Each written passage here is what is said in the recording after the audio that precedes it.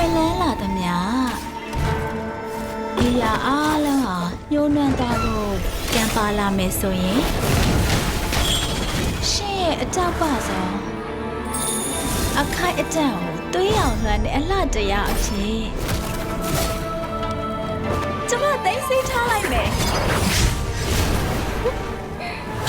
အရန်ကိုအရိုင်းဆန်တဲ့အရာတစ်ခုမှတော့အလှတရားအဆက်အပြောက်လေးတွေ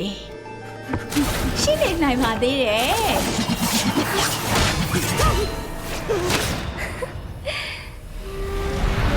ငါနဲ့ကိုကဲထုတ်ပေးမယ်ဟာနာဘီဆာမရှင်ကျမစီနောက်ဆုံးတော့ရောက်လာခဲ့ပြီပဲဒီယူသူမတွေဒီမှာတွေစောင်းတယ်ဟဲ့ရလားနောက်ဆုံးတော့ကျမစိတ်လှုပ်ရှားလို့တုံနေပြီ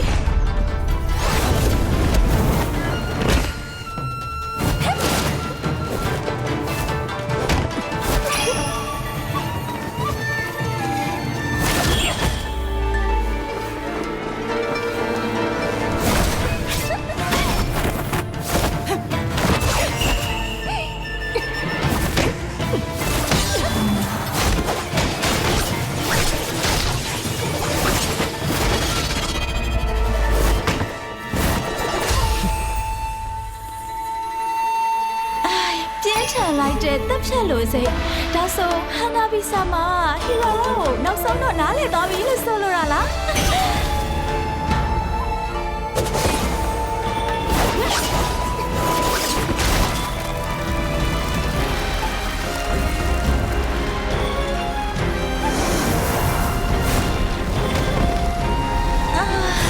ရွေးချွေးလိုက်တာလာပါလိုက်တာ